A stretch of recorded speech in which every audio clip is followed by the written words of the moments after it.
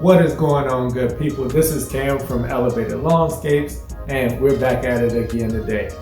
This video, we're going to be talking about the 4 things that you need to be doing to prepare your lawn for the winter. That's right, the end of the season has come, and it's time to put this lawn to bed. So stick with me as we go through the 4 things that you need to be doing to make sure your lawn is ready for the winter and it comes back vibrant and ready to go next spring. Let's take a look. So the next thing to discuss here is winterizing your equipment.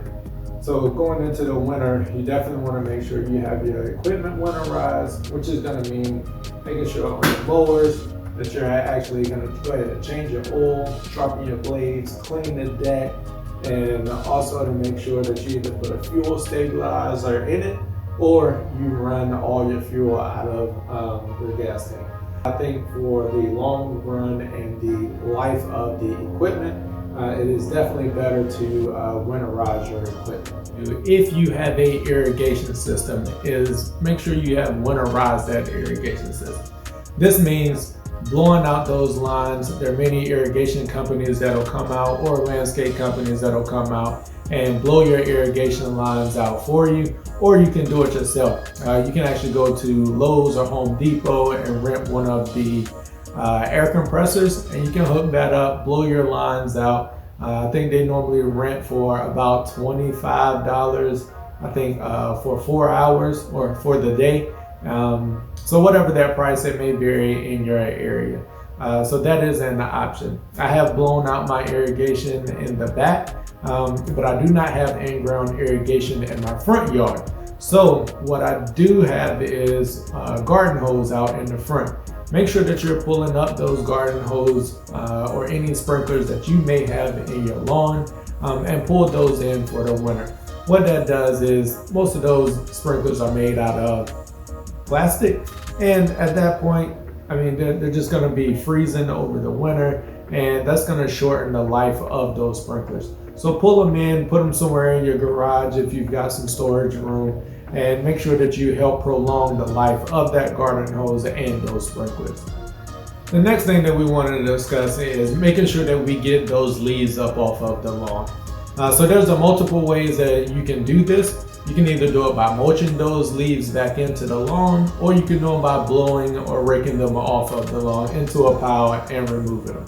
So one of the benefits of mulching these leaves back into the lawn is that you add some additional OM. That does help provide some additional nutrients and also helps build that organic matter in your soil that will help build a healthier soil.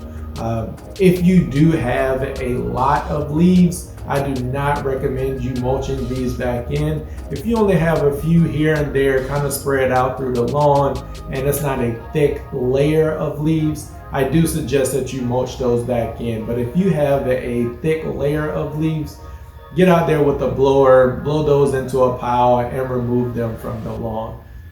In addition to removing the leaves from the lawn, make sure you get that last mow in and enjoy it. So that last mow is something that is a bittersweet feeling. Us lawn care nuts, we hate to see the growing season and the cutting season coming to an end, but make sure you get that last mow in and enjoy it.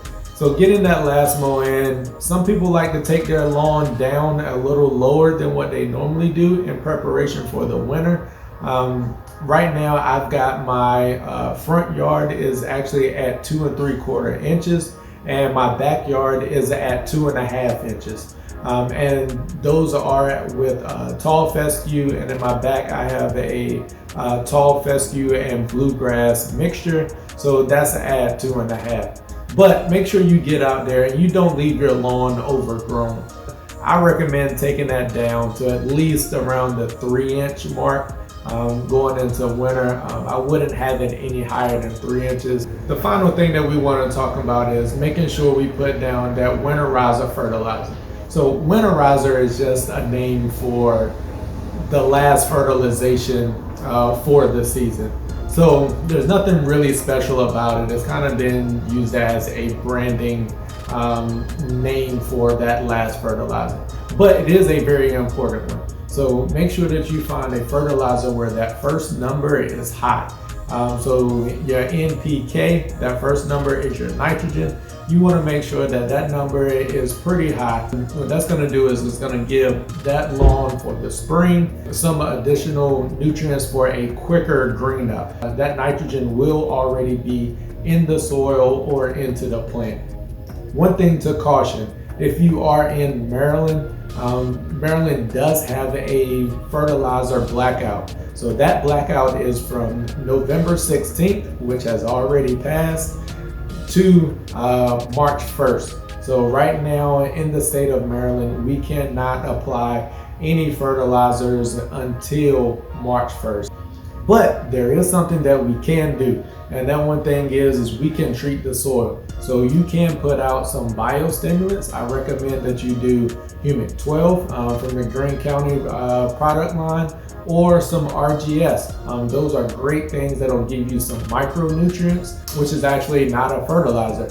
So we are allowed to put those down. So get some good nutrients down in the soil, and that will help build and prepare that soil for next spring.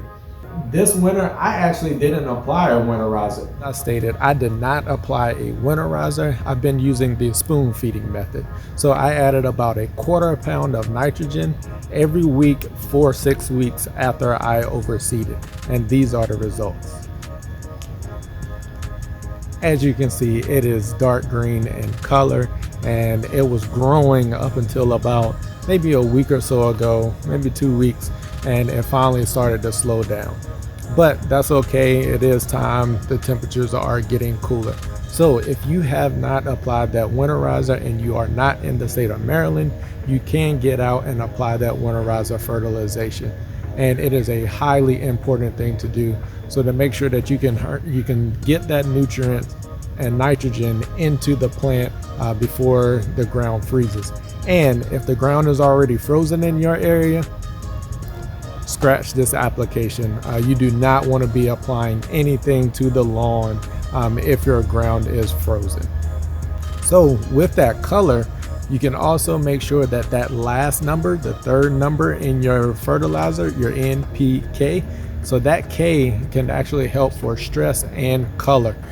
So if you can find a fertilizer that has some potassium or potash in it, that is a good thing to help prepare for that winter stress and for it to help get a little bit of a green up and hopefully hold some of that green throughout the winter cold months. That's gonna wrap it up for the 4 things that you need to be doing to prepare your lawn for the winter. It's been an amazing season, but all good things must come to an end. And the lawn back here, I've put it to bed. I've basically done everything that I need to do to it, and we are winterized and ready to go. Make sure that you check out these 4 things and your lawn is ready for the winter.